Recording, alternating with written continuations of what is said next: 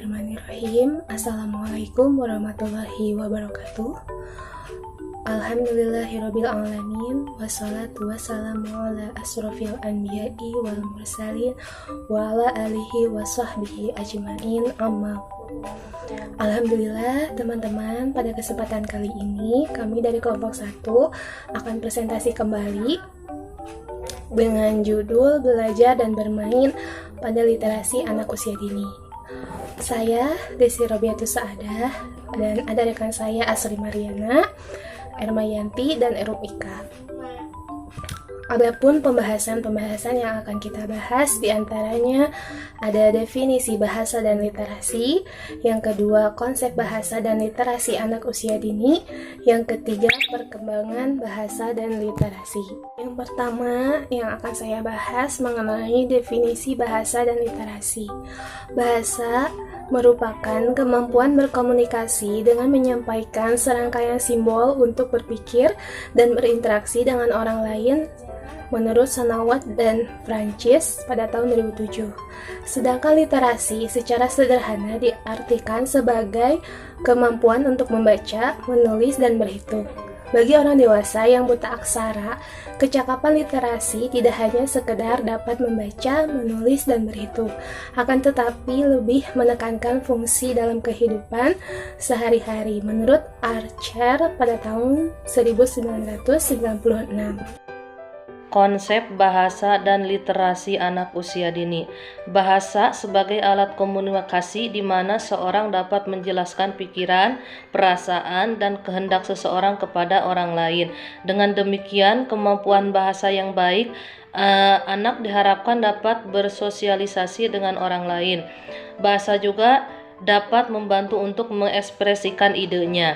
Pentingnya kemampuan literasi khususnya membaca dan menulis merupakan salah satu dan jenis kemampuan berbahasa. Semua yang diperoleh melalui bacaan ini akan memungkinkan anak tersebut mampu menambah pengetahuannya serta mempertinggi daya pikirannya.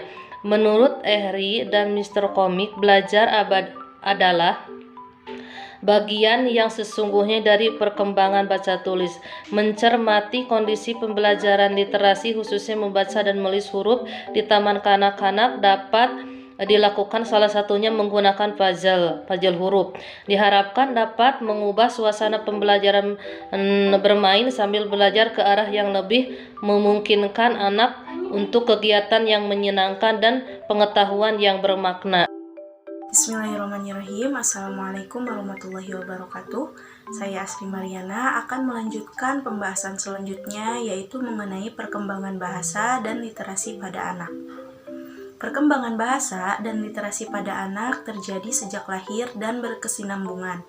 Pada perkembangannya, bahasa dan literasi memiliki 5 jenis pengetahuan dan keterampilan yang perlu dikuasai oleh anak. Adapun keterampilan dan juga pengetahuan yang dimaksud yaitu yang pertama adalah bahasa oral atau verbal, yaitu anak dapat memahami dan menggunakan bahasa menulis, menyimak, berbicara, dan memperoleh kosakata baru.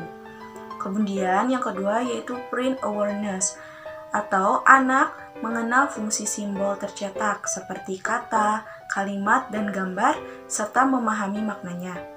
Yang ketiga, pengetahuan tentang buku, di mana anak memahami tentang buku, cara menggunakan buku, dan atau cara membacanya. Yang keempat, pengetahuan tentang huruf, yaitu anak memiliki kemampuan untuk mengidentifikasi dan menyebutkan nama huruf dan bunyi. Keterampilan ini mengarah pada phonological awareness. Terakhir, yang kelima, yaitu kepekaan bunyi huruf atau phonological awareness, di mana anak dapat mengidentifikasi dan menggunakan suara dan memahami suara serta bunyi yang digabungkan untuk membentuk kata. Assalamualaikum warahmatullahi wabarakatuh. Nama saya Ermayanti. Saya akan melanjutkan penjelasan dari teman saya, yaitu perkembangan bahasa dan literasi. Yang pertama, menyimak dan berbicara. Tahapan keterlibatan anak dalam berbicara adalah A. Mengamati, berpartisipasi, kemudian berlatih dan percaya diri. Yang kedua, membaca. Tahapan membaca yaitu pra membaca, inspired reading, membaca lancar, kepekaan paham terhadap buku, dan brain awareness. Kemudian pengetahuan huruf alfabet. Selanjutnya kepekaan bunyi huruf dan pemahaman bacaan. Nah, yang ketiga yaitu menulis. Pada saat anak menulis, anak mencoba untuk menyambungkan beberapa catatan yang memiliki makna, yaitu catatan-catatan dan gambar agar anak belajar sebagai dasar untuk membuat tulisan yang bermakna jauh. Sebelum anak belajar menulis secara konvensi, belajar menulis secara konvensional, misalnya seperti menulis tulisan, mengikuti titik dan garis, atau menulis berulang-ulang. Sekian dari pembahasan dari saya. Assalamualaikum warahmatullahi wabarakatuh. Alhamdulillah presentasi dari kami sudah selesai. Jadi kesimpulannya, bahasa sebagai alat komunikasi di mana seseorang dapat menjelaskan pikiran, perasaan, dan kehendak seseorang kepada orang lain. Dengan memiliki kemampuan bahasa yang baik, anak dapat diharapkan dapat bersosialisasi dengan orang lain. Bahasa juga dapat membantu untuk mengekspresikan idenya. Literasi secara sederhana diartikan sebagai kemampuan untuk membaca, menulis, dan berhitung. Bagi orang dewasa yang buta aksara, kecakapan literasi tidak hanya sekedar dapat membaca, menulis, dan berhitung, akan tetapi lebih menekankan fungsi dan dalam kehidupan sehari-hari.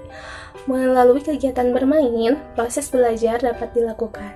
Peran orang tua serta guru dari anak-anak perlunya meningkatkan inisiatifnya dalam menciptakan berbagai bentuk permainan yang dapat digunakan untuk anak sebagai sarana belajar bagi anak-anak yang menyenangkan.